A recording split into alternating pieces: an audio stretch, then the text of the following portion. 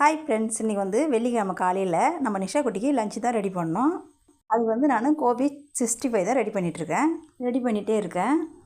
நான் எப்படி ரெடி பண்ணேன்னா, கொஞ்சம் குழம்பு மிளகாத்தூள், கொஞ்சம் வெறும் மிளகாத்தூள், கொஞ்சம் காஷ்மீர் மிளகாத்தூள், கொஞ்சம் கரம் மசாலா, கொஞ்சம் பெப்பரு, சால்ட்டு, அரிசி மாவு, சோள மாவு இதெல்லாம் சேர்த்து தான் கொஞ்சம் ஊற வச்சுட்டேன். ஊற வச்சு எடுத்து வச்சுட்டு நம்ம நிஷா குட்டிக்கு ஜூஸ் போட்டே இருந்தேன். அப்புறமா வந்து எண்ணெயில் பொரிச்சு எடுத்தேன். செம்ம டேஸ்ட்டு, செம்ம ருசியாக இருந்தது அப்படின்னு சொல்லிட்டு சொன்னாங்க நம்ம நிஷா குட்டி. எண்ணெயில் கொஞ்சம் கூட பிரிஞ்சு வரவே இல்லை, இந்தமாரி மாடலை ரெடி பண்ணி கொடுத்ததுனால.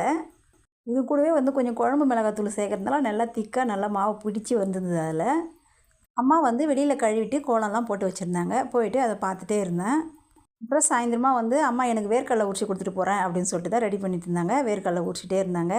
காலையில் செஞ்சது கொஞ்சம் எடுத்து வச்சுருந்தேன் நான், இப்போ செய்யலாம் அப்படின்னு சொல்லிட்டு அதை தான் இப்போ பொரிச்சு டீ கூடயே கொடுத்தேன். அவ்வளோதான், இன்றைக்கான டே இப்படி தான் போச்சு. பாய்.